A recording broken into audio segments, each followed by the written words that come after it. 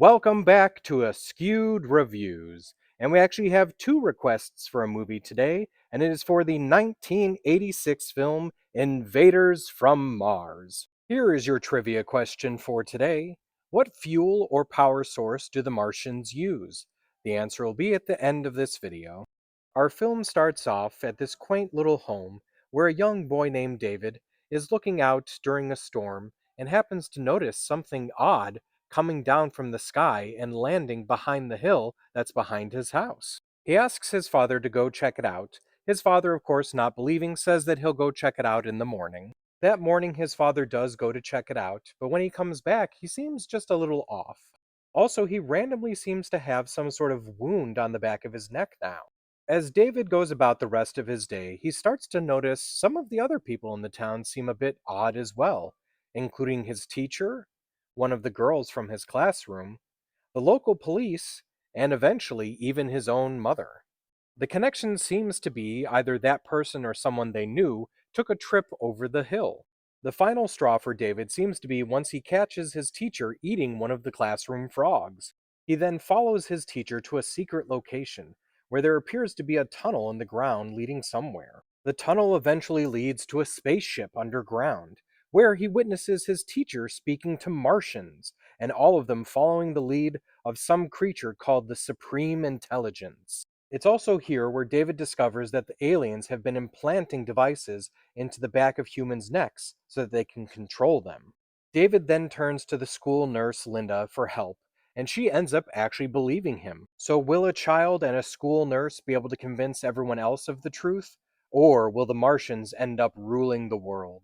This movie was directed by Toby Hooper, but apparently Steven Spielberg was almost the director. Dan O'Bannon was the writer for this film, and he definitely had some experience with aliens, as he wrote the film Alien from 1979. Now, this film is, of course, a remake of the original 1953 film Invaders from Mars. And, of course, there are quite a few references to that film in this one.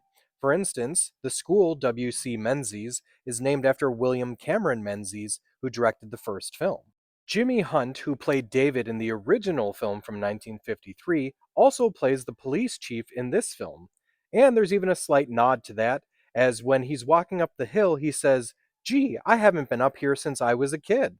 Also, when the two police officers are looking in the boiler room for David and Linda, they actually look at a cabinet that on top of it has the original globe head Martian that was the Supreme Intelligence from the original film. There's also a magazine in David's room called Fantasine.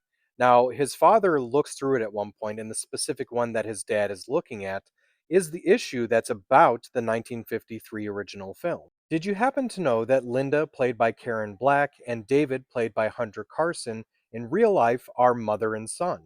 At one point, David is watching television, and there's a movie on. That specific movie is Life Force from 1985, which was also directed by Toby Hooper. So, to accomplish The Martians, it took four things: a dwarf actor, an average size actor, ski poles, and a backpack rigging. So, the average size actor would be facing backwards while holding ski poles.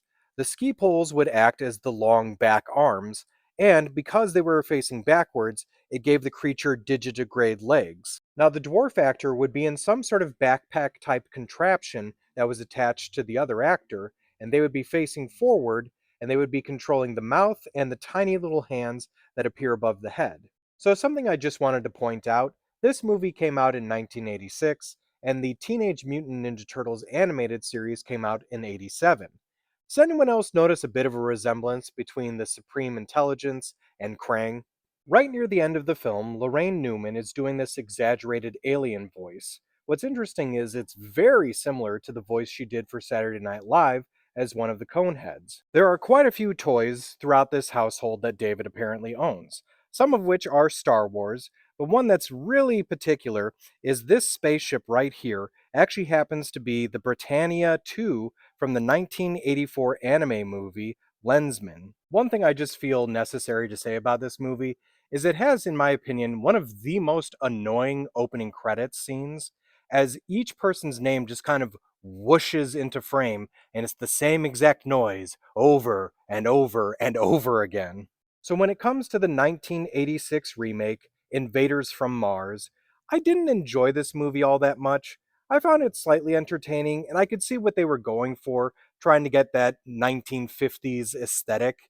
But I don't know, the acting wasn't that great. I did love how the aliens looked, though. Those were amazing. But unfortunately, I think I'm going to have to give this film a 2 out of 5. Now, other movies I recommend checking out if you did like this one, of course, the original Invaders from Mars and Invasion of the Body Snatchers. Now, as for the trivia question from the beginning of this episode, what fuel or power source do the Martians use? That source is copper. This is why it's such a clutch moment at the end of the film as to why David has a penny to be able to use the alien's weapon. I hope you enjoyed this episode of Askewed Reviews, and if there's a movie you'd like to see get a review, just mention it in the comments.